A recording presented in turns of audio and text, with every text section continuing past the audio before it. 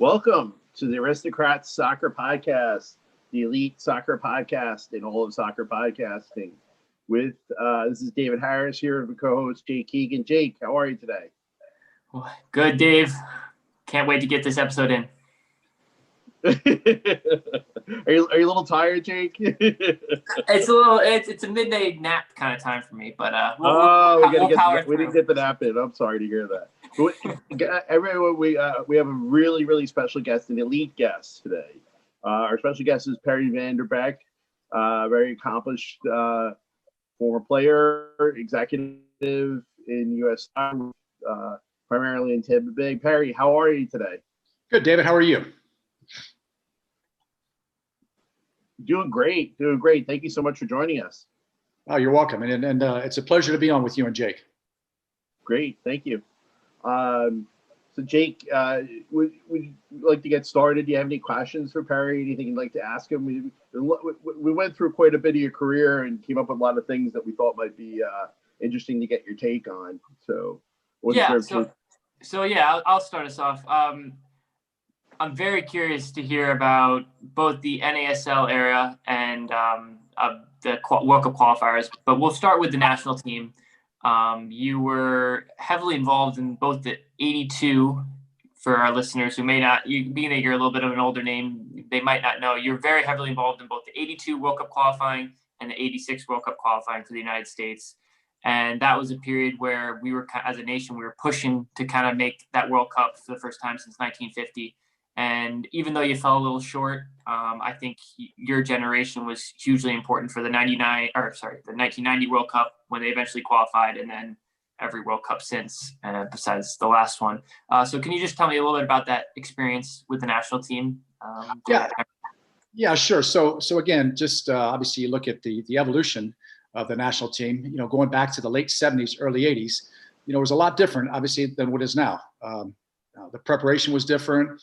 The player pool, well, obviously it's a lot deeper now than what it used to be. So again, and the growth of the North American Soccer League with the American players, when I joined the league in 1978, the league rule was that you had to have 2 North Americans on the field at all times. And the reason it was North Americans because we had teams in Canada. So, just having come out of high school and getting an opportunity to play with the Rowdies, that's, really where, the development stage in my career was.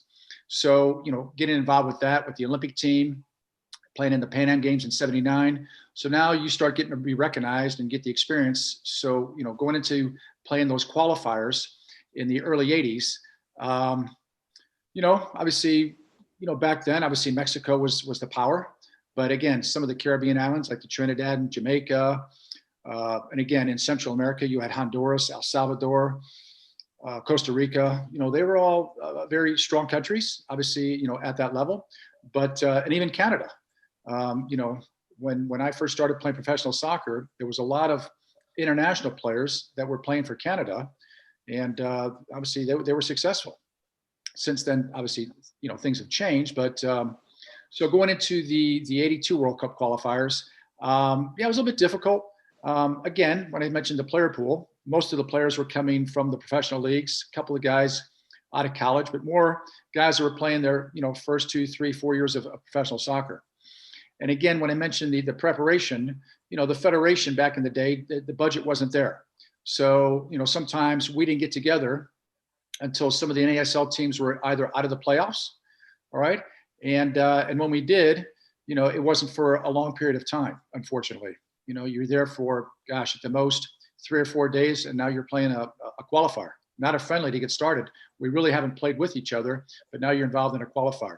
But it's just the way it was. We had to accept it, and, all the players, we gave it our all. I do remember historically that the United States did beat Mexico in Fort Lauderdale, and we actually beat them. It was 2-1, and Stevie Moyers, obviously another player that I grew up with in St. Louis, scored both goals. For some reason, Jake and David, nobody can find that tape. They have highlights, but just the game tape, it just disappeared because Mexico, I think they're so embarrassed by that result that, so that was one of the highlights of that competition there. Going into the 86 qualifiers, obviously the NASL took it upon themselves because at the beginning, the United States was petitioning to host the World Cup. And they thought that they put a team together inside the North American Soccer League of all American players, they could convince FIFA that if the United States gave them the World Cup, awarded it to them, that we would have a team that's training, that's already in preparation. So in 1983, they formed Team America.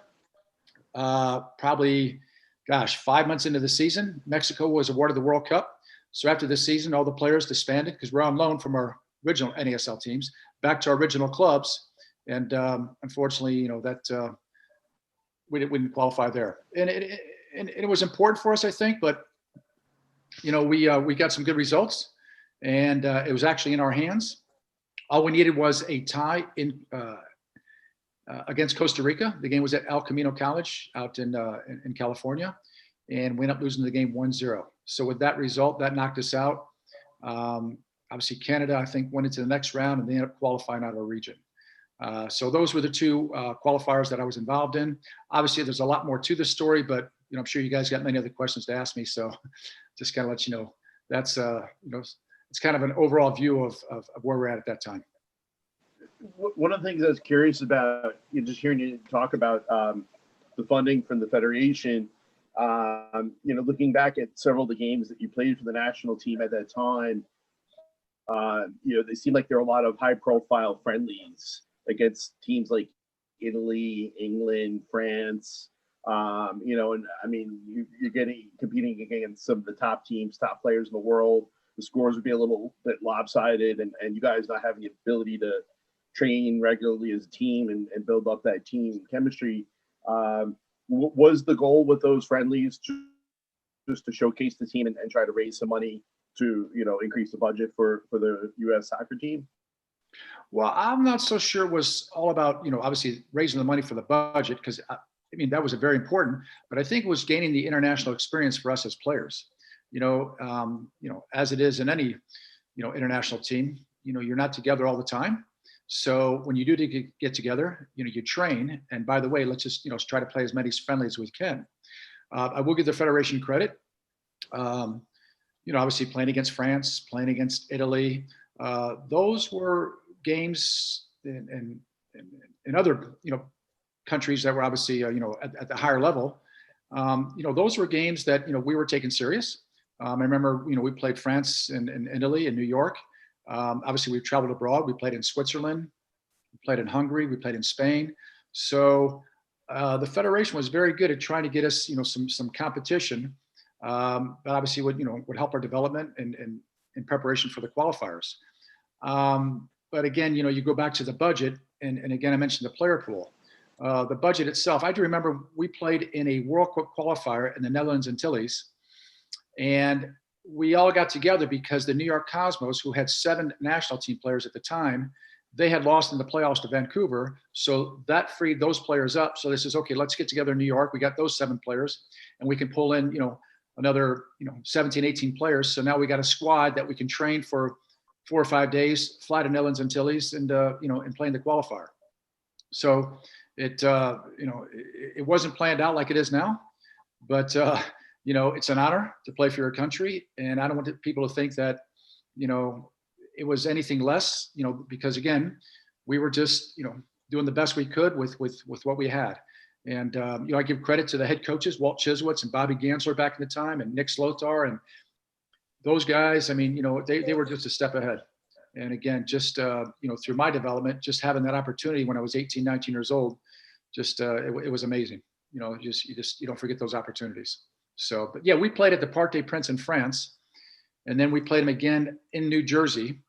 And then we obviously played against Italy. So all those games were very important for us to, get used to the qualifiers. Although, you're playing against, some European teams, but again, we didn't want to obviously go and play in Central America or in the Caribbean and just obviously, show the teams what we had. So that's why we had to, play other people outside CONCACAF. During that period that you were with the national team, you just scored twice, I believe, 2 goals. I think. Yeah, twice. But one of them was at the Azteca in Mexico. And as a fan of the game, that is one of the cathedrals of sport, just in terms of the Mexican fans, how hostile it is. I've heard stories from John about when he was playing down in the Azteca in terms of like the fire alarm going off at 3 a.m. in the hotel, just weird things happening, and just how rowdy and into the game the Mexican fans are. Do you have any stories from that kind of time period, and what was it like to score in the Azteca? Well, I do, Jake. And the thing is, it's just, anytime we played in the CONCACAF, whether it be in Central America, in the Caribbean, and it's just, it's an all-out war, okay? And again, it's just, it's about preparation, so physically and mentally. Obviously, playing in a high-altitude Mexico, there's two options. You either fly in and play and get out, or you spend 7 to 10 days there and get acclimated. Again, I bring up the budget. That wasn't in it. So, we probably flew in maybe a day before. Okay. It was never the day of. But again, you can just tell, you're in the plane, and next thing you know, you're over the mountains and you're taking a dip into the airport. Once you get into the city, obviously there's a lot of traffic. There's a lot of pollution, and you just know that, hey, look, you're here for a reason. You're always going to focus on the game. But their fans know why you're here, and their fans are playing part of it too. So I'm sure everything that you heard from Johnny Harkes and all those national team players, it's that plus some. You take the bus and it goes down under the ground. I remember in the locker room, you're in there, and obviously being focused. They actually have, and I'm sure it's still there. They have actually kind of like a small church down there, because the players, very religious, and so there's the statues and things like that. So it's kind of like a shrine. And that was very impressive to me. And then the next thing you know, you're in the locker room, and you come out from underground and onto the field, and there's 100,000 fans whistling, and you're trying to talk to your teammates. You just you can't hear each other. So, and again, that gets not only yourself going, but the Mexican players are just, they're just. I mean, it's their home field. It's their home country. And they just, kind of put on a display. So we haven't had, the best results there. So, but again, myself and just like any other player that's played there, it's quite the experience, like you've never experienced before. But and rightly so. I mean, they're passionate about their game, and hopefully one day in our country we're getting there, and it'd be that difficult for them to play us. I know that when MLS came along, and we had playing against Mexico in Columbus, obviously in the wintertime. So those are the kind of opportunities that we take advantage of. So just to gain, whether it be a mental advantage, a physical advantage, anything to throw them off. All right, and so like that. But of course, you have to do your other qualifiers in Costa Rica and Honduras and El Salvador. And I've got many stories where you get there, you leave the bus, and as you're going in, and they tell you that, hey, look, you know what? You're late. Well, the bus took us another direction. All right. So then you get on the field and you come back, and now all your stuff's missing. Oh no, we moved it. We put it somewhere else. It's okay. So anything they can do to throw you off. And again, as John says, fire alarms in the hotel, people going to go around honking the horns. It's just, and it's interesting. But again, over the years, I just know that the United States has progressed in a lot of ways. And for one is preparation. And I know that even when they had the young teams down at IMG, they were preparing for things like that. They took players aside and they did certain things with them, and just to say, look, this is the atmosphere that you're going to be experiencing. Okay. You need to focus on the game. You need to, because again, this is it. Okay. You don't get a second chance. And, when you're in the qualifiers, you just got to make them count. And because it's all about that. It's, it's that, or it's, you wait another 4 years. So, yeah, that's a good experience. A couple of players, I just don't want to mention their names. Obviously, there's been some fights to where, we had one of the bigger players on our team. I'll never forget him. I just seen at the St. Louis Hall of Fame banquet last year, and we reminisced. And I asked him, I says, was that in Mexico? But it was actually in Guatemala when he actually, got into it with one of the players because he kept kicking him. Well, next thing you know, like I said, he's a big guy. He started chasing the player, and the player was running for his life. And the rest of the team was chasing our player. Right. Next thing you know, he turns around and the team just dispersed. Okay. Because he was just massive. But, here we are trying to play a soccer game, and, next thing you know, players are running for their lives. And again, I just seen Dr. Joe Matchnick up in at the Walt Chiswick's Foundation in Baltimore last year, and we were reminiscing. We were playing what we thought was a friendly in Puerto Rico. Well, next thing you know, we're on the bus trying to get out of the parking lot, and we're just all on the floor. It's just, we didn't think we were going to make it out. So, those are things that you look back and it's like, what an experience. But, when people talk about the hostility, it's there. So. Can you talk a little bit? One of the things I found pretty interesting about your career with, or one game in particular with the national team was in '85. The two goals you scored, the goal in '85 in Tampa, where you'd been playing, been such a big player for the Rowdies, and the score against Switzerland. Just what kind of memory did that bring back to you? It must be a really fond one. Yeah, they are. In fact, both goals I scored with my head. But again, and one of the players that I had a lot of respect for over the years, and we're still very good friends, was Angelo DiBernardo. And, Angelo actually had the assist on the goal. So, you're right. I came here in '78 to play for the Rowdies. And, what an honor it was to play an international. And actually, the game was played at the University of Tampa. And but the place was full. We had a lot of fans there. Obviously, they're all pro-U.S. fans. And, Switzerland, I would say this. I mean, they're not, they weren't, at the top in the competition. But again, these were the games that we're playing, the friendlies that, to gain some experience.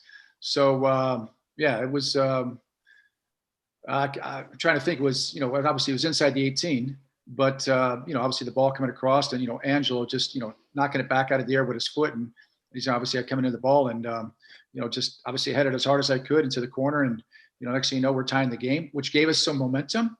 But at the end of the day, we just, ended up with a tie. So, but again, like you said, David, it's, it's always an honor to play, for your country, but, to play in Tampa, or for me, where I'm from, I played, several qualifiers and friendlies in St. Louis. And that's obviously where I grew up. So, when you get to play in front of your home crowd, it's fun. What is it about that Tampa area? Do you love the humidity? You've been there basically your entire life after your childhood. You just love Tampa, can't get enough of it, huh? Well, you know what, Jake, it is hard to leave because, again, when people that, you talk about the North American Soccer League, the Rowdies it was an iconic, and I think it is today, franchise. I mean, don't get me wrong, the Cosmos, Warner Brothers was their investor. They had, some of the best players in the world. After the season, they made a world tour. But playing in Tampa in front of our crowds, here I am coming out of high school, and we're averaging 30,000. There were some times on July 4th, we had 50,000. When the Cosmos came, you had 50,000. When Johan Cruyff showed up. And interesting enough, I came out of St. Louis, out of high school in '78. High school soccer did not start in Tampa until 1980. But the fans, it was a successful team. And again, it's just the marketing of the team and the songs that they sang. And so the players were called the Rowdies. They had a band called the Loudies. They had cheerleaders called the Wowdies. And the fans were called the Fannies. And it just, if you ever look back at the history, it's just, how it was. And it's not just myself, Jake. It's just, there's probably 20 former NASL players that still live in this area. Rodney Marsh and Mike Connell, Wes McLeod, Winston DeBose, Peter Anderson, Mark Lindsay, just to name a few. These guys have not left. And, the ironic thing about it is all these players, at one time have put back into the game. So I just think that, a lot of success with some of the players that come out of this area has to do with having a professional team here. Growing up in St. Louis, we had a team called the St. Louis Stars. And the club that I was involved with, which is now Scott Gallagher, back then it was called Council Volkswagen. But our coaches were Rick Benben, Dan Gaffney, Bobby O'Leary, Tommy Howe, John Schafrin. These guys all played professionally at a high level. So that was an advantage that, we had. I don't think that, a lot of these other cities did not. So, in youth soccer, going to play, like in Louisville or in Omaha, I mean, we're killing these teams 7-8-1. Even in Kansas City, back in the day, we just used to dominate. When I played for the national team, there was, 7-9 of us at one time. In fact, I just look at a picture that they put up for the 1980 Olympic team, and it actually was a national team playing at Azteca. There's 6 of us from St. Louis that were starting, 5 or 6 of us. So, I kind of got off the subject there, but just, coming down here to Tampa, it's a great area to live. And, but just, being part of the club, and the people, they just, they always supported the team. And to this day they do. But, you got the Cosmos, you have the Rowdies, you had Chicago, Sting, obviously, those Seattle Sounders, all those teams were very well followed, if you look at the history. How were you scouted out of high school from St. Louis, Missouri to the Tampa Bay Rowdies. How did that even work back then? I mean, they didn't have Instat, that's for sure. So how exactly did that come about? Because were you the first high schooler drafted straight to the NASL? So Yes. So how that came about was obviously, I grew up playing club soccer, and so we're playing, in other states. And again, you obviously got, the federation had their coaching staff, but it wasn't until my junior year that there was the U17 national team. And we actually took a trip. So there was tryouts up in Princeton, New Jersey. And the head coach at the time was a gentleman by the name of Bill Muse. And the assistant coach was Angus McAlpine. So if you look at, the history of the coaches in the federation, those two gentlemen's names will come up. So we as U17s, we headed over to Europe and probably played about 4 or 5 games. And that was, I think, in 77. And obviously, when we came back, I had started my high school season. We actually, played in the fall. And myself and another player named Johnny Hayes, we got the invite to now compete in a tournament in Monaco, France. And it was very interesting because at the time, under the Missouri High School Association laws, I couldn't play for 2 teams. So I had to choose, do I play for my country or do I play for my high school? So obviously I think I made the right choice. And I told them, before the state final started, that myself and Johnny Hayes, we're going to go play for the national team. So we headed over to Monaco. And the reason I bring this tournament up, this is back in 1977. And I remember the president of FIFA was in the stands, and Franz Beckenbauer was in the stands, and we're playing at the, right there in Monaco. There was 3 experimental rules that were in this international tournament. So there was 8 countries. And the 3 rules were, if the ball went out of bounds, instead of throwing it in, you kicked it in. If the ball went out between the goalpost and the 18, it was a short corner kick. And then if you got a yellow card, you sat out for 10 minutes. And this is back in 1977 that FIFA was trying to experiment with these rules. But having said that, at that tournament, you had a lot of the NASL scouts. I remember there was Peter Short from Minnesota and Ray Klevecka from New York Cosmos, Francisco Marcos with the Tampa Bay Rowdies, and there might have been somebody there from the St. Louis Stars. So after that, now you go back, and by the time I made it back to St. Louis, because of the weather, some of the high school games in the playoffs for the state championship got postponed. But because I'd already played for the U.S., I wasn't allowed to play in the finals. But anyway, hopefully that's all changed. So beginning in January, I started getting the calls from these professional scouts saying, look, is there an interest there? If we go to draft you, we just want to make sure we don't want to wait to draft pick. So sure enough, I was talking to colleges, because at that time, being at St. Louis, a lot of the players either went to St. Louis University or SIU, and some of the guys just started going to Indiana University. But in 1979, all the guys I grew up with, most of those guys went to SIU, and they won the national championship that year. But so again, I'm not saying what college I would have went to by choice, but it was going to be a difficult decision because, you're kind of split which way you go. But I started getting the calls, and, I just told them the interest was there. And I'll never forget, my hometown team was called the St. Louis Stars, which later became the California Surf.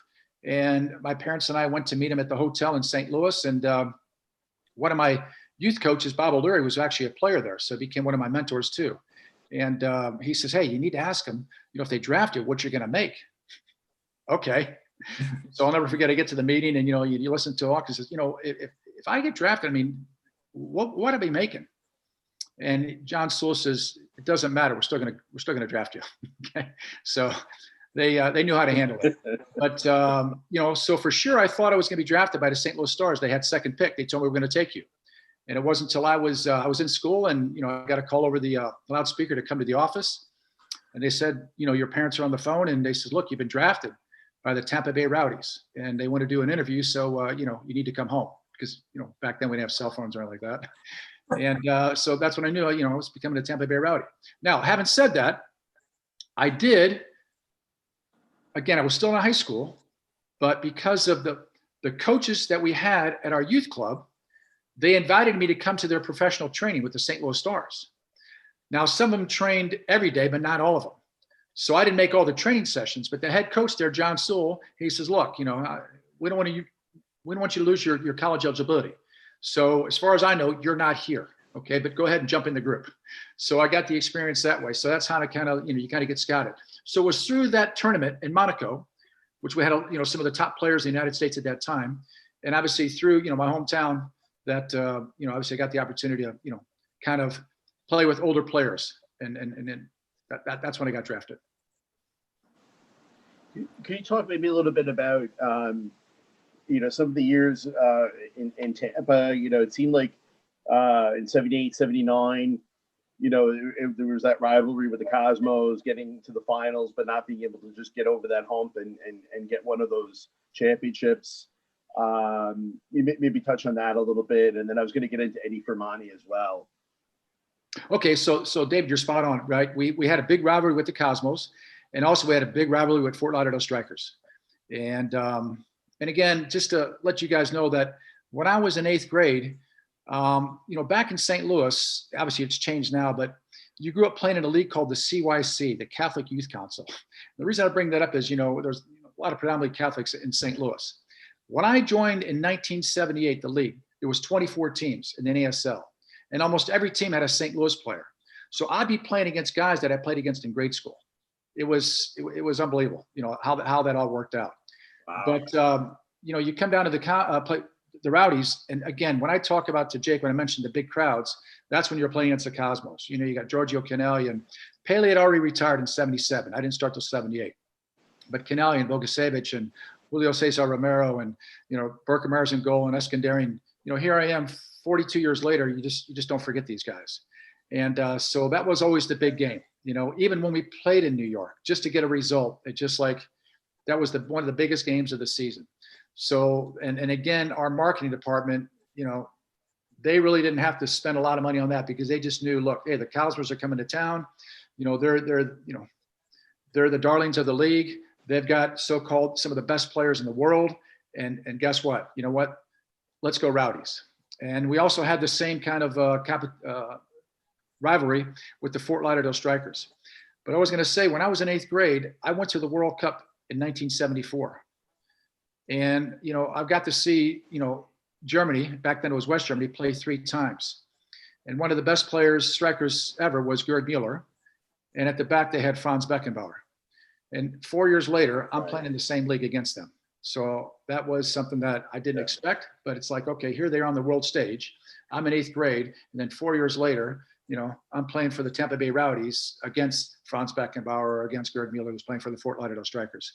So, and that's one thing, David, playing in the league, there was a lot of great players that came from Europe, Johan Cruyff and Alan Ball. And, I just don't want to go through them all to leave some of those guys out. But the respect was there.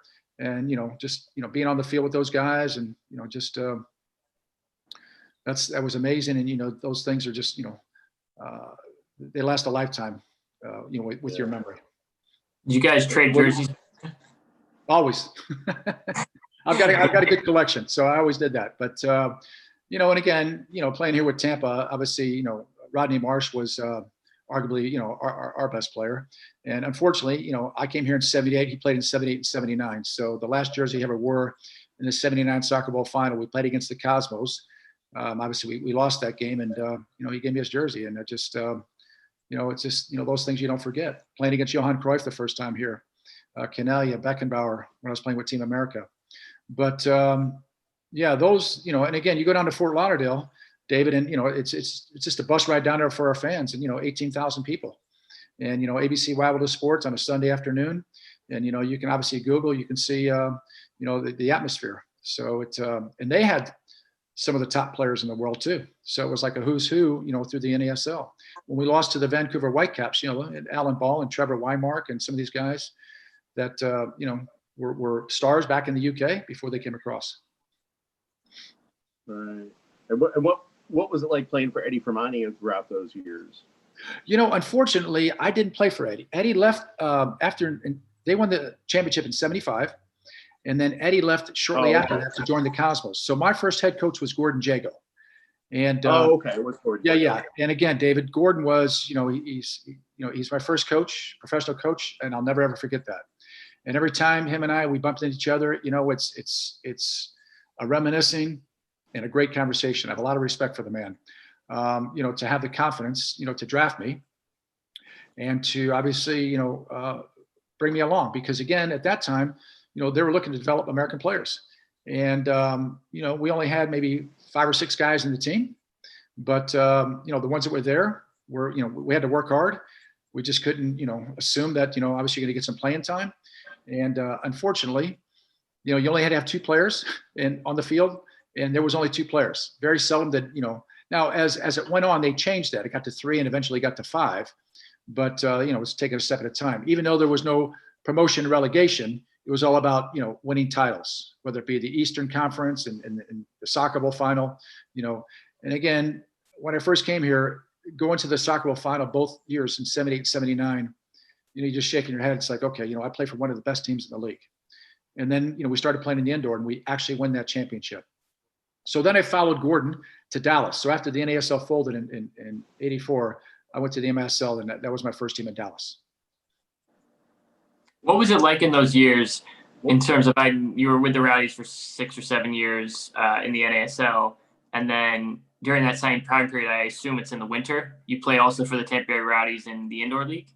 So what happened, Jake, was, excuse me, the season usually started around March, April, the outdoor season. And then we finished, again, it got longer and longer. So when I started in 78, maybe it was 4 or 5 months long. Then it became 6, then it became 7 months long. All right. And another league popped up, the MISL, the Major Indoor Soccer League. And that was really, flourishing. So the NASL says, okay, well, hang on a second, their league, kind of overlaps our league. So that's when the NASL started their indoor league. And it wasn't until the NASL folded that the players were released. And, there's like 7 or 8 of us that joined the MISL the following season. So it's just like, you're right, Jake, it's a different game. As far as the fans go, it didn't matter if we were playing indoor, outdoor, on another planet. Our fans followed us everywhere. We played some games in St. Pete at the Bayfront Center. We played at another facility out in Lakeland, but the fans would travel and they would support us. And it was kind of a break for us. But, the traveling was still there because, again, we had to travel out. But, the indoor was fun. It was obviously a different game, as I said before. But, we enjoyed it. And, we were good at it. And so was San Diego. I mean, that's, the San Diego Soccer's an absolute dynasty in the NASL and MISL with Ron Newman. But again, those are the teams we're playing up against before they joined the MISL. Yeah, I've been to one indoor league as a fan. One of my old Binghamton teammates was playing for the Rochester Lancers against the Syracuse Silver Knights. And I went to a game and I was like, it was just down the road from Binghamton. I was still in college and I was like, all right, I'll go. I'll catch your first game, whatever. And the atmosphere was awesome.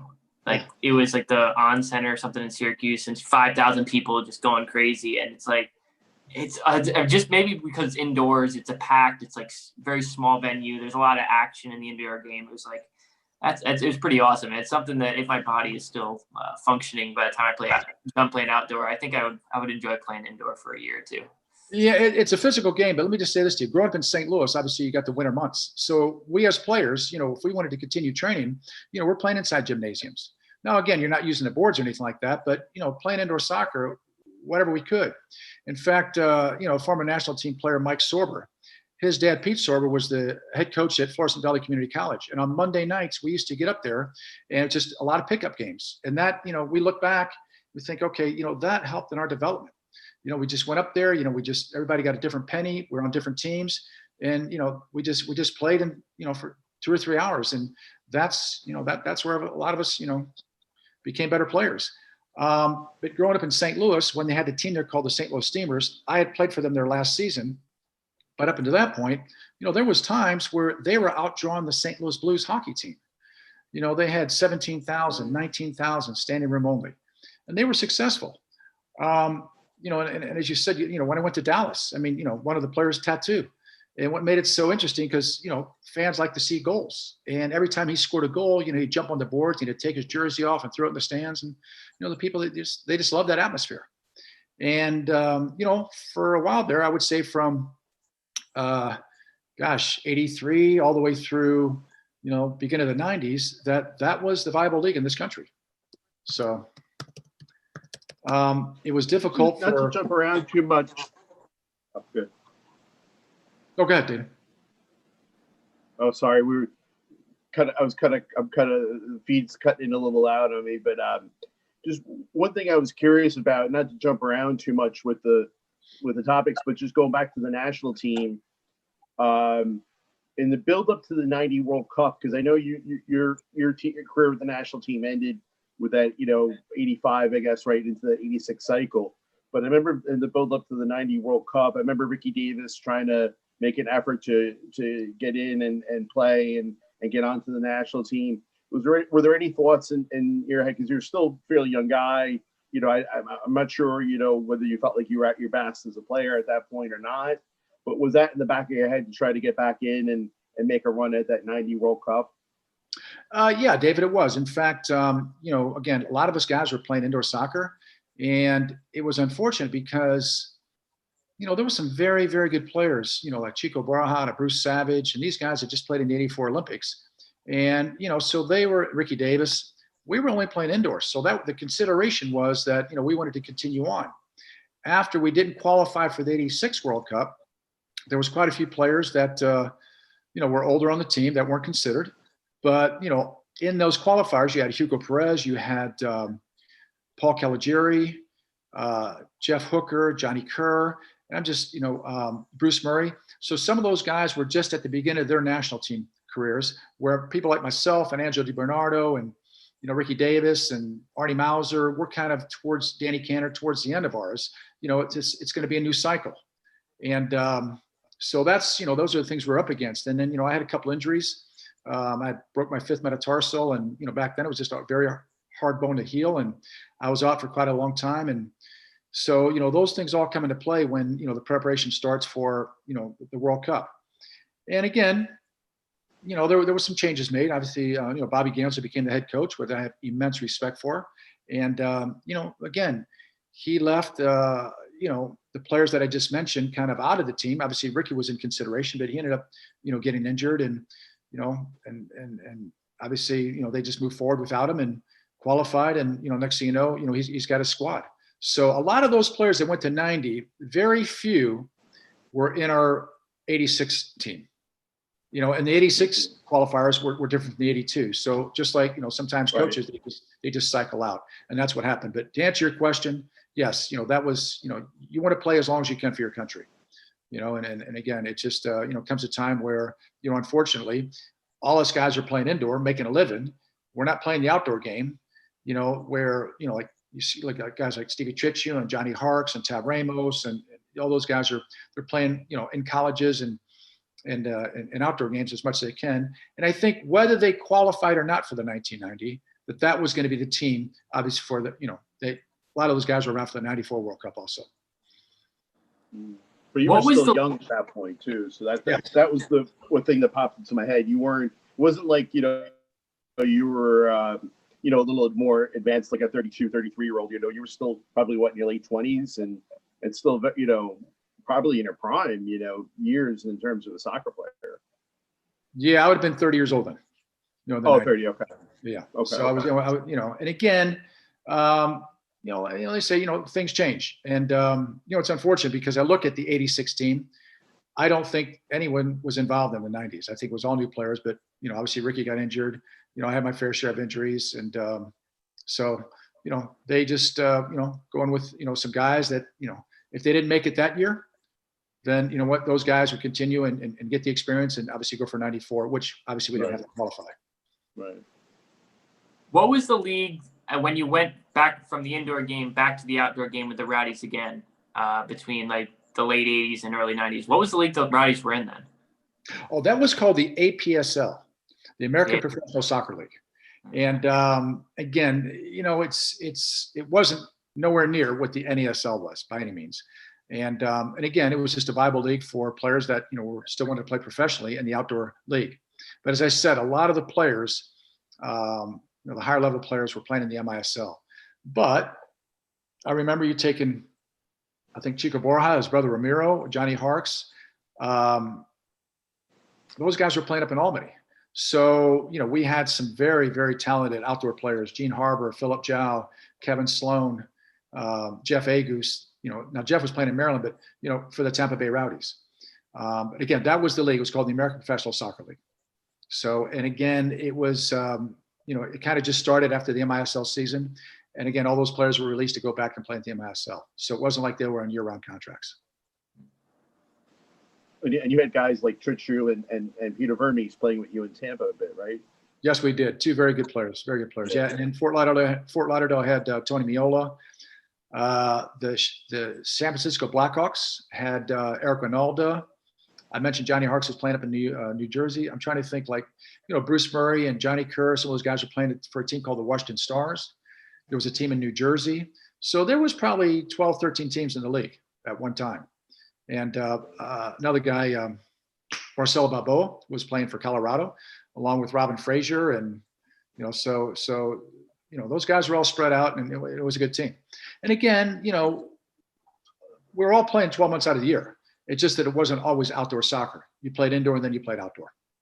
But again, until the United States was awarded the World Cup and that surplus of money to start a professional league, that's kind of the way it was back then, So people might think, well, why did you do that? That there wasn't any other options. We just always wanted to play. So, and again, when I was playing indoor, I've always kept my residence in Tampa. So I'd always come back here and play in the outdoor season.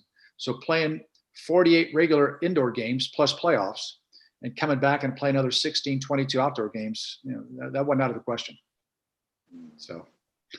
Being that you, as a 17-year-old, you went away to Monaco in front of NASL scouts, international scouts, was there ever a point in your career where you had an opportunity to be like, either go over to Europe or just say, all right, let me go try over in Europe? Or was that just not the case back in those years?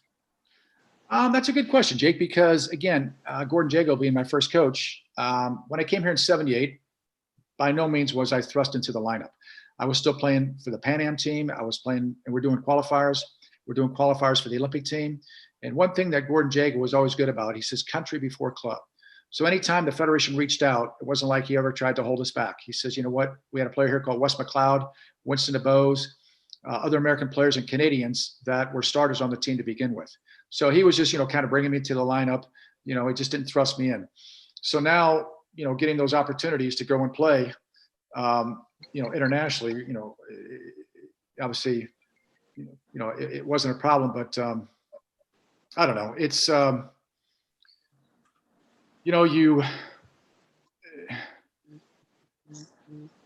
anyway, I was there.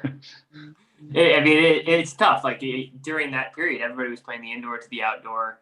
Yeah. And it's tough to just be like, all right, like kind of in the late 90s, early 2000s, that's when you hear the stories about who's the center back. What's his name? He went over and he ended up playing for the national team. He just was like, all right, I'm going to go over to England, stay on a buddy's couch, start in the 8th division, work my way up. You hear more. What's his name? I forgot his name. He wrote a book. Jay DeMeritt, yeah. You hear those stories more in kind of the late 90s, early 2000s as like the Americans, for to the credit of someone like a John Harkes, who was a trailblazer over there. They have those opportunities, but kind of in your generation, I would just imagine it'd be very difficult to be like, tell your girlfriend or your whatever, I'm going to go over to Germany and just go on trials. And they're like, what do you mean? Like, so I could definitely imagine. Yeah, Jake, I did do that. So Gordon Jago sent me over to, it was before the U17 World Cup that we played in Honduras. Mm-hmm. And that would have been in '78. Okay, so it's a CONCACAF U17 qualifiers for the World Cup. And, so I went to Arsenal. I was training at the Arsenal for 6 months. And during that time, I had opportunities. I was, doing a little bit of training at Millwall. But again, you're at the Arsenal with Liam Brady and Graham Ricks and, Alan Sunderland. And it just, that was back in the first division. But I spent 6 months there. So every year, and then in 1980-81, Francisco Marcos took 5 of us players and we went down to Sao Paulo. And again, there was an opportunity for me to sign for a team in Sao Paulo, in the state, not for Sao Paulo, but in the state of Sao Paulo. And because we were just going out of the train. And, on our trip down there, there was 5 of us. And, we got scouted and, I thought something was going to happen. But reality hit when I was talking to the club and they were negotiating. It's like, Perry, if you get injured, we're not so sure, they're going to pay for it. There was all that, what if. So I never ended up signing, just came back here and, obviously continued playing for the Rowdies. And that was only going to be a loan deal. It wasn't like, they were selling my rights or anything like that. So Jake, anytime, any player gets that opportunity, obviously, you got to look at it. And you look at the players now, obviously the evolution from, you say, take a guy like Jay DeMerit, or even a guy like Stevie Chitcher after the World Cup goes to plays in the Czech Republic. So Johnny Harkes, the Trailblazer, goes play over for Sheffield. You had Eric Arnold, then you had Paul Caligiuri. Now you look at a guy like Josh Sargent, you look at Gio Reyna, you look at Christian Pulisic. So, and again, I keep mentioning the word evolution, but that's what it takes. These guys, they're getting recognized. It hasn't gone as fast as we want it to go, but look, there's 10, 12 guys playing in the Champions League. For me, it's a matter of time. This is a new frontier. These guys, they know what it takes. We have a viable league. We have a very good league, and it's, there's some drawbacks, to MLS, but still at the time, you're signing guys that are 14, 15, 16 years old, the homegrown contracts. What more can you expect? These guys are in training every day. You look at the Philadelphia Union, some of the players they've turned around. Okay. Would we like more? Yeah. But you know what, Jake, I look at, my era, then I look at, the era you've played in, and obviously, you're still playing, but it's one of those where, it's taken a little bit of time. So, it had to start somewhere. There's guys back in St. Louis that I looked up to. And then, you just, as it goes by, I think, it's moving forward, but, it just takes time. Yeah, for sure. In my period, we didn't even have my junior and senior year of high school. We had the academy was just starting. Mm-hmm. And so we had our big thing then was ODP. And that is, it was ridiculous because you'd go on a Monday night, at least in New York, we'd go train, drive 2 hours on a Monday night, have an okay session, drive back, and that was it for the week. And it'd be like, I mean, the academy is it's not technically around anymore, at least in its current form, but it's 4, 5, 6 days a week, and it's high level training, and it's all this. And I mean, ODP was trying to do the right thing in terms of bringing all the best players together. But it's like you're saying, it's the evolution. Things continue to improve, and then 10 to 15 years from now, things are going to be a little different, and hopefully they'll be a little bit better. Oh, I'm sure they will. Obviously, I think we're I wouldn't say we're ahead of the game, but you look at our coaches now. Greg Berhalter, obviously the position he's in. You look at Jesse Marsh, getting the opportunity over in Europe. Bob Bradley, Bruce Arena. I mean, these guys, they're icons. They've turned it around. But again, back in the day when I was playing the NASL, you have Gordon Jago, you got a Ron Newman, you've got an Eddie Fermati, you've got a Renus Mikkels, and I mentioned international coaches. Back when I was playing in the 17s, the U.S. Soccer Federation was mirrored after the German Football Federation, Detmar Kramer. And so whatever they were doing, tactically, functionally, we mirrored that. But now obviously, we've got our own identity, or we're leaning towards our own identity. So it does change. But going back to your point where, it's just you having the academy. I never had that experience. There's a guy that played for the Rowdies, Jeff Antonella, and we kind of reminisce sometimes like, we can only imagine, training 4 nights a week and then playing against high level competition, not just in your state, when they have those showcases. So now where you're at. Now all of a sudden MLS gets involved, and now it's, there's no pay to play. You make the team, you're in it.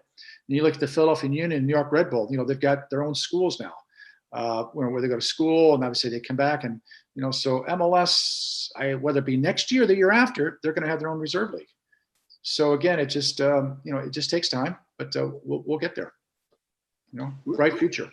We've been touching on MLS, and I just wanted to jump back into your days in MLS with the Mutiny, and just kind of get your thoughts on a pretty eventful few years there for you with. Working as a coach, and then working with players like Valderrama, Thomas Ravelli, and some Americans like Stevie Ralston, Frank Gaeduk. Yeah, you're right, David. I mean, there was some good players there, and obviously some characters. So, I was still at the end of my indoor career here with a team called the Tampa Bay Terror, which was in the NPSL. So I didn't start with the team the very first year, but shortly after that, obviously a position came open to work in the front office. So as I wound my career down, I jumped into the front office, which I feel very, very fortunate to do. Worked a season there, and then obviously, the coaching staff, the technical side, started making some changes, and I became part of that. So Tim Hankinson, who was, with MLS when it first started. He was the Project 40 coach. And again, I don't know if everybody understands, but the Tampa Bay Mutiny were a league-owned franchise. So the league, ran the team. And again, the reason I think, because of the history of the Rowdies, they says, you know what, we can put a franchise in Tampa, and obviously, they were that's how things were run. So, the first head coach was Thomas Rongen, and the general manager was Farouk Karishi, and they were very, very successful on the field. They had the MVP of the league. I think it was Valderrama. They had the Supporters Shield. They had the Rookie of the Year. They had the scoring championship, Roy Lassiter. The only thing they didn't do was win the championship. And Thomas was the coach of the year. So, at the end of the year, obviously some changes were made, and they brought in some new coaches.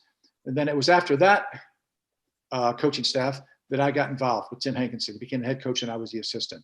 But again, it was different times.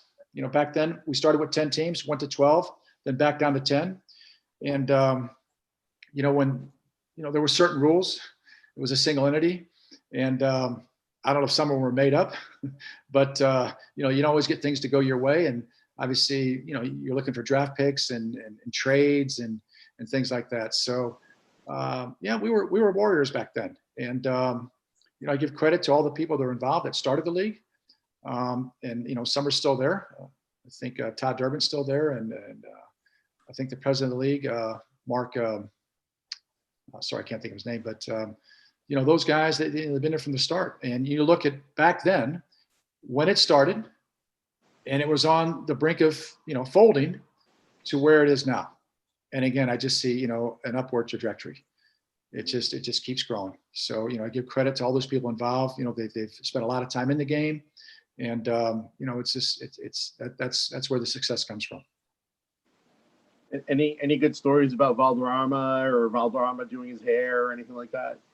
He was a good professional, I must say. Obviously, there was a language barrier. He's a little bit older, but he understood English. He was very sincere, and a little bit on the quiet side. But once he got going, and because I remember one of the players, I don't want to mention his name, had to go in my practice, one of the American guys. It went on for a half hour. I mean, it just wouldn't stop. Carlos was just not going to give up. And then there was one time on the field down in Fort Lauderdale, we had Mamadou Diallo, who his first year in the league became the leading goal scorer. But of course, he's got Valderrama and Stevie Ralston, serving him the ball. So, how could you go wrong? And it was interesting because, Tim Hankinson being an experienced coach, he could just see there was a clash on the field that day between Valderrama and Mamadou. And he says, Perry, he says, you know what? As soon as the whistle blows, he says, I just want you to take off for that locker room. He says, I think, things are going to get a little bit tough in there. So sure enough, during his halftime speech, I find myself in between the two of them. I had no idea if something was going to happen, what I was going to do, but, he wanted me in between of them. And sure enough, they both spoke French, because one time Carlos was over in France playing, and I didn't understand what they were saying, but I tell you, the passion, the vulgarity, you could just see it all, David. I mean, it wasn't going to stop. And Mamadou says, that's it. I'm done. I'm not going to play. So Tim says, hey, you know what? You just take the team back on the field. He says, get him up here. He says, let me work on Mamadou. I says, all right. So we take the team back on the field, and then next thing you know, ball goes out of bounds. Tim's raising his hand, trying to get Mamadou back on the field. Comes on and scores the winner. After that, the guys were like the best of friends. It was amazing. Look, I quit. I've had enough. I mean, I'll never forget, you guys can see me, but Valderrama took his finger and put it into Mamadou's cheek, trying to egg him on. And the guy was, he looked like Lennox Lewis. He was massive, but it just that, he wasn't going to back down. So, but we had some moments because, they were both those guys were, Mamadou was more high maintenance, but Carlos was just, he was just class. And then, David, what an opportunity. Here we are, we take the team to Colombia to play in some exhibition games. It's like getting on the plane with Michael Jordan. It's like they don't leave him alone. All right. Here we are flying from, we flew from Tampa to Miami to Bogota. They don't leave him alone. I mean, it just every person on the plane, the flight attendants, I think, the pilots were taking turns and coming back and sitting next to him and getting their pictures. Now you get on the bus and you go to the hotel. There's a whole shrine set up at the hotel. All right. And now the TV camera's there. So every time, we'd come downstairs and go to practice, he'd have to sit down and do an interview. Then you get to the games and they got all these big, Tifas in the stands, and and you know what? He didn't say no to anybody. All right. He just loved it. He loved it. And, and he loved being at Tampa. He did, I use the word traded, but he did leave Tampa to go to Miami to start the Fusion. Again, Tampa being a league-owned team, we need a marquee player. So now he moves down to Miami. He didn't like it down there. All right. And he couldn't wait to come back to Tampa. And sure enough, he comes back to Tampa and, obviously bought a house here. His kids were growing up here. I don't know if he's still here, but, I do know that he still comes back and visits. But again, you know what? The Mutiny took care of him too. We had Wig Night and things like that. He was our icon player. And I tell you what, David, when he was on, he was on. I mean, when he felt it, the things he could do with the ball, it was just amazing. And again, being an American player, seeing a lot of American kids in the stands, they idolized him. And that, that for me just helps grow the game. They come to the game, they watch them, they get what they paid for. And, next thing they go back, they're playing in their leagues and then they're trying to emulate them. And Jake, that, seeing, brilliant players that you've grown up with. So, because back in the day, I'm much older than you guys. We only had what was called Soccer Made in Germany by Toby Charles.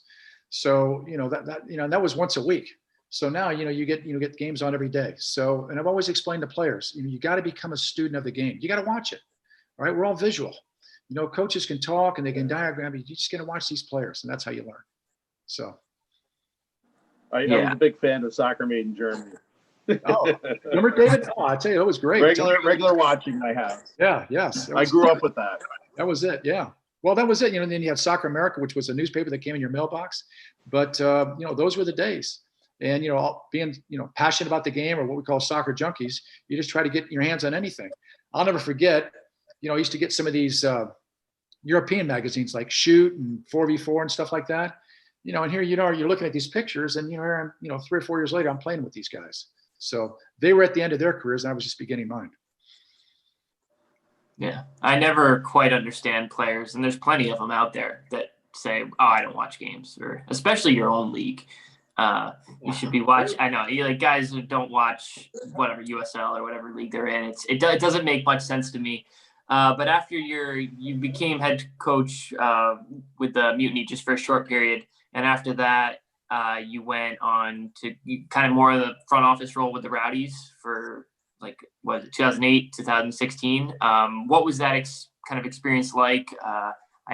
So in my first year in the league, you were still with the Rowdies at the beginning. What was that like with the Rowdies, your hometown, or not hometown, but the city that you love, and spending so much time with what seems like a first-class organization? I think you guys won the NASL one of the years at least. So what was that like? Yeah, we won the league in 2012. So again, David, obviously David's not there, but so, Jake, what you're bringing up here is, with the Tampa Bay Mutiny. Yeah. So the league, the team folded after 9/11 in 2001. So it was very unfortunate. We're back to 10 teams.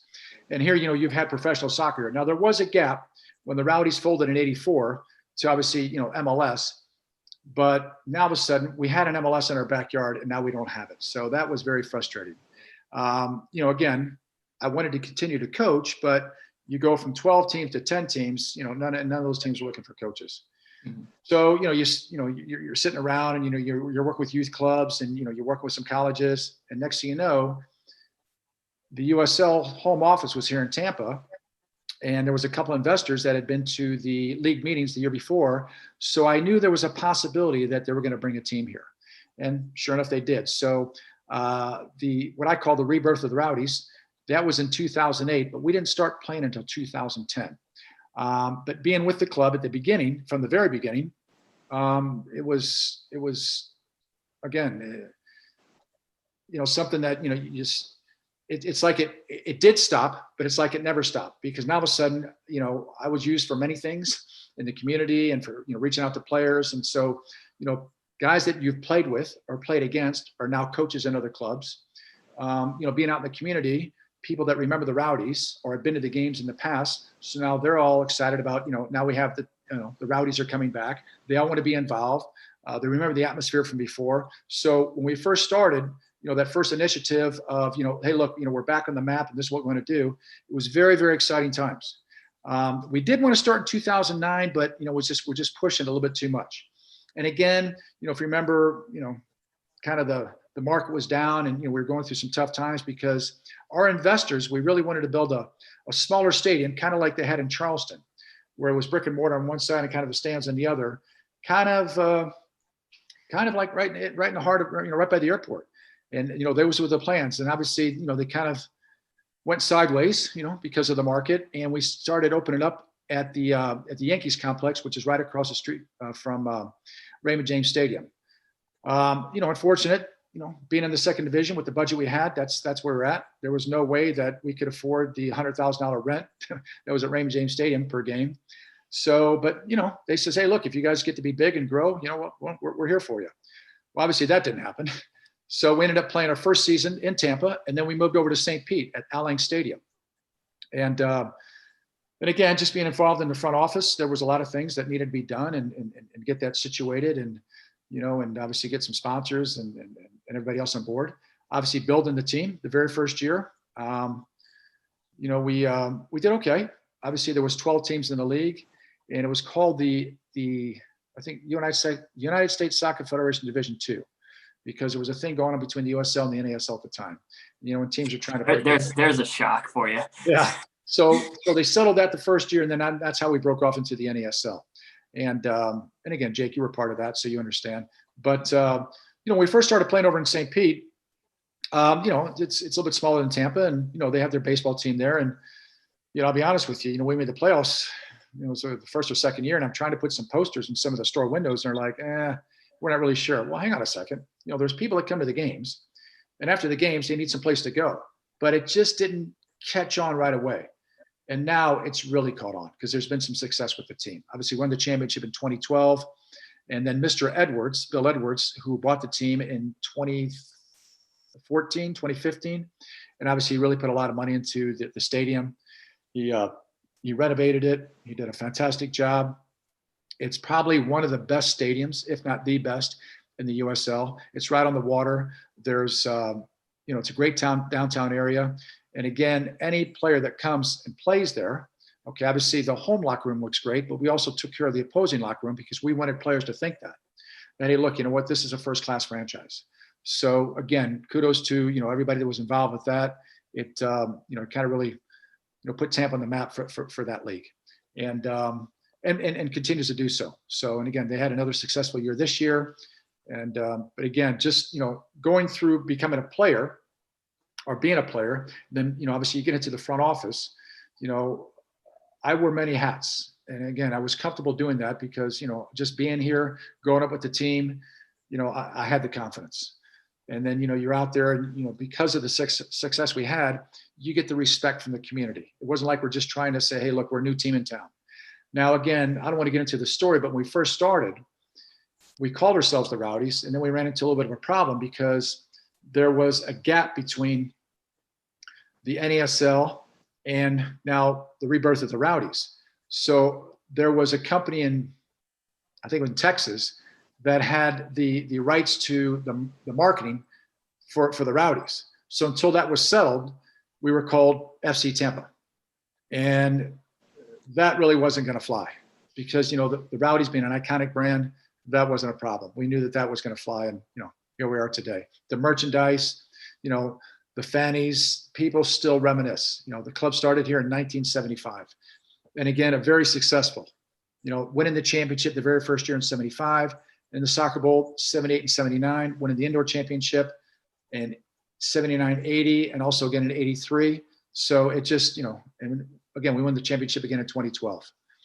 People associate going to Rowdies games as being a great time, the place to be.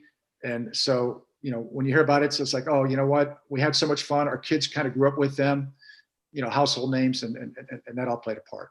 So what I'm saying here is, Jake, is that, we had to do some selling, but not as much as just like a startup franchise.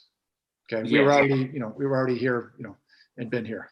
So the history is, as a visiting player, I think I played there maybe 3 or 4 times over, or probably twice. It was just the 2016 season that the Rowdies were in the NASL. And we would stay at the hotel. It was like a Hilton, like right across the street. You walk down, take the elevator down, walk across the street. You're here at this beautiful stadium. And normally I do not like baseball stadiums, like converted into soccer. But this one, just for whatever reason, I mean, because there's no baseball being played on it, it just works perfectly. The pitch is beautiful. Like you said, it's right on the water. If you kick the ball far enough, you go into the ocean or whatever it is over there. It's a beautiful place to play. And at the time we were playing you guys, you had Joe Cole in the team. My cousin lives in Tampa. It was such a great place as a player to play a professional game. You felt like a legit professional, and I guess I have you partially to thank for that. So thank you. But moving on from your Rowdies experience, after you left there, you worked with in USL headquarters, which is in Tampa. Right. You spent a few years there. If you want to just go into a little bit of that, and then I have a follow-up question for kind of the future of USL from your perspective. Yeah, I was at the USL League office in 2016, and I left there in 2017. I was the vice president of competition and operations. And again, Jake, I've always said I've been very, very fortunate, to be in the game as long as I have. And again, people that are listening to this podcast, it's about building relationships. And again, there's opportunities. And again, when I left the Rowdies, that opportunity presented itself. And, the USL office, it's amazing. Here we are, like I said, I left in 2017, but to see when I left and what it is now, it just continues to grow. And just, what the league has grown to. Because you think about,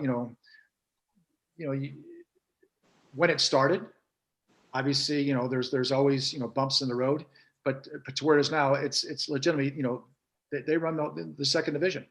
And then they obviously, branched out from there. And now obviously they're getting to the youth leagues with, they got a USL Academy and stuff. So, credit to them. They work hard. And, Alex Papadakis and, and his son and Jake Edwards and Brett Louie and, those guys, they're very instrumental. And you got a great PR guy there, Nick Murray. Those guys, if you ever get the opportunity to come to Tampa and visit that office, you can really see, how they operate. And again, that's where a lot of that success from the league comes from. So, it was a great opportunity for me. The operations, it's a little bit different. Obviously being a player, and again, there's issues. There's issues with players, there's issues with coaches, and again, and they'll always be there. But, that's what makes the league. But, I enjoyed working there, working with, some good people. And, again, it just, expands, your knowledge and career, in the game. Because I respect, when I see something happen, whether it be in the USL, the MLS, and now the league is making a decision. When you work there and you understand what you go through, you respect that. You understand what they're going through, because it's not just, one situation here, a situation there. I don't want to get into all the, but, there was times where, as a league, teams have called us and says, we need to suspend this player for life. Well, hang on a second, and it's just, or how come he got that? And I tell you what, one of the highlights was I was part of the very first VAR game that the USL hosted. And I got a story with this, that it hosted up at the New York Red Bulls. So again, you see a smile on my face. I go up there with Brett Louie, who I got a lot of respect for. Okay. He's been at the league for a while and he's a sharp guy. So I go up there with Brett, and we are the league representatives up at New Jersey for Red Bull game. And interesting where, we're in the trailer. So there's 4 guys in there with headsets and about 4 different screens. All right. Then you've got the center referee, the 2 ARs, and the 4th official. How could they miss it? So I'm watching that game. I'm listening to all the communication. They give us the headsets because we're there as representatives. It's the very first VAR experiment. It started in the USL. And, you leave there. How could this ever go wrong? All right. Because again, at the end of the day, the center referee has the final say so. And there were some calls that, what? He makes the sign. He goes over. He looks it up. He comes back. This is the call. Well, 2 games after that, there was a call that was made. Louisville was playing against Red Bull, and the referee called it outside the 18. After review, was inside the 18, so it was a PK, and that happened to be the deciding goal. So again, we're near the end of the season. We're not in the playoffs yet, but a lot of the people are asking, hey, why are Red Bull only getting those 5 games? Why isn't it, spread across the league? So again, the fairness of it, stuff like that was always in question. But then Jake, after that, it was the 3rd game or the 4th game, because they only did 5, where it was against FC Cincinnati. And I forget, Johnny Harks is coaching the team. Yep. It's a Sunday night. I'm sitting at home. I'm watching the game, and it's amazing. It was a square ball, the 18, and the ball's played through. Keeper comes out, goes off the keeper. The guy comes in. So obviously, referee calls a foul, and it's like a PK, and he gives the keeper a red card. Well, the center referee, he goes halfway over to review the VAR, and he decides he don't need to look at it. He never made it over there. He just came back and says, you know what? This is the call. That's it. Phone rings. I'll never forget. Guy in Cincinnati goes, Perry, what is going on? I says, hang on. I've been in contact with anybody because I'm just enjoying the game. But that was part of my job to obviously observe the games. And as it turns out, and David, I don't know if you remember, what happens is they gave the player a red card, the goalkeeper, and they got a PK. It should have been a free kick going the other way. The guy was offsides. All right. So now, David, we're in the office, and now they're trying to change it. Okay, can we get that red card rescinded? And can that keeper play next week? Which he did, but we couldn't change, the result. And that was only 9 minutes into the game. So again, that was part of the history that I was part of. And here we are, 2.5 years later, we're still arguing about it. But it was quite the scene. I'll never forget it. I can tell you the players involved and how it happened. So I've actually heard that story pretty much word for word before. The only thing so Dallas J, who is the backup keeper for Cincinnati, is now our keeper at Greenville. Yep. And he's been really successful with us, 2-time goalkeeper of the year. And his first professional game was because Mitch Hildebrand got red carded, and he came off the bench, and that was his professional debut. So he's told that story a few times. It's very fun. Now, Jake, you say that, so he should have played the next game because Mitch has got a red card. Yeah, we got that turned over. Yeah. Now I've got the coach in Charlotte, Mike. Trying to think of his name. He calls me and says, "Hey, Jeffries? Mike Perry, how can that be changed?" Get this, Jake. We've been training that the other goalkeeper's going to play in the goal this game. Now you've got Mitch coming back. Okay, Mike. But anyway, it was never ending. Okay. Those are the things at the league office that you just think, how could this happen? There was another incident where, involved a player for the LA Galaxy. It got to a homophobic slur. And again, we had to take, action and interview the players, interview the referee, the coaches, just to get to the bottom of it, because, this is something that, the USL rightly so has stood up for this year.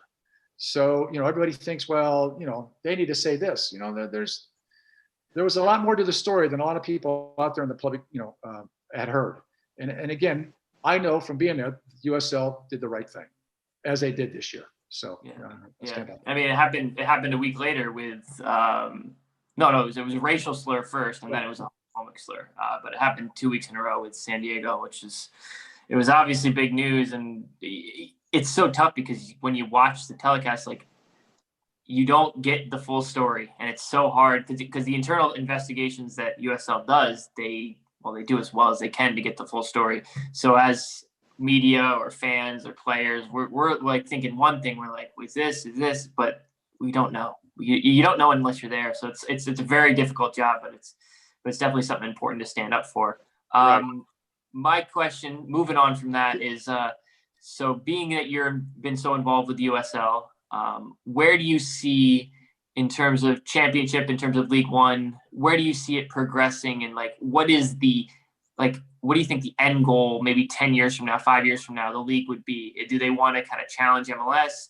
And also, as a player, we just won League One, I think it'd be really cool if we played in the championship next year.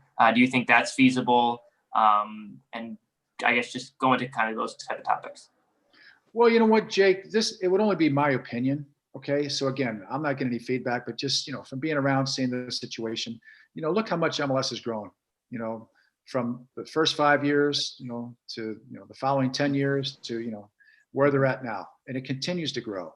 So I think the USL is going to have to kind of feed off that, even though they're their own league and they do very well with their league, they know their niche. All right. And again, I think as long as they stay that course, they're going to continue their success. And I don't see them, deviate from that. And what I mean by that is, you take teams like Tampa and Louisville and Phoenix and Colorado and New Mexico. These guys, they're implanted in the community. They're going to build their own stadiums. They know their niche, and that's what it's going to be. They're not going to try to be anything that they're not. All right. So then you look at the, MLS. They're going to continue to expand. Why wouldn't they? Okay. I mean, you hear Peter Vermees saying, this league could get to 35, 40 teams.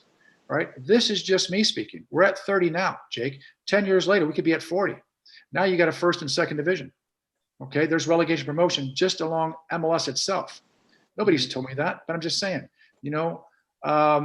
it's not mandatory this upcoming season, but in 2022, the MLS teams will have to have a reserve team. So, now where does that situate, professional soccer in this country?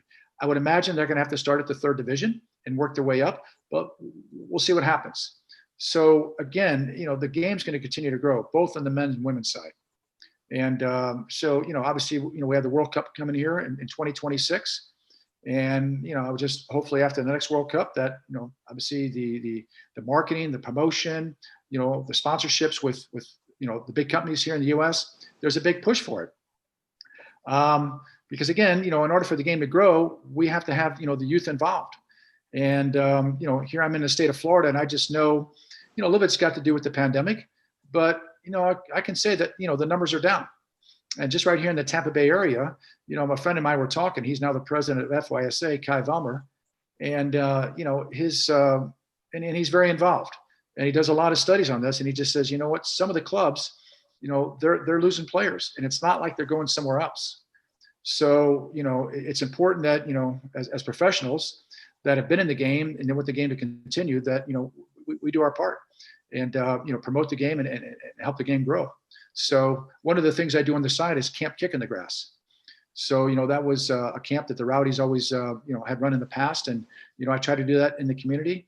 And what I'm hoping to do now with one of the former players is get into the, the communities that don't have, the economic advantage that a lot of me others do. But the reason I'm doing that is to grow the game. Will we find players out of there? Yeah, maybe down the road. But right now, just find sponsors that'll support the initiative that we want to do and just grow the game and continue to grow it. And that's where it's important. So I kind of got off the answer there, but I'm just letting you know that all those things are important going forward. Having done all that you've done in the game, and you've done so much and involved in so many different aspects of the game from all different levels, what's out there for you? What are you looking to do going forward? Well, again, right now I'm just working with a couple of youth teams here in Tampa. I'm a technical director for one club, but I also help out at a couple other clubs, and I do some consulting.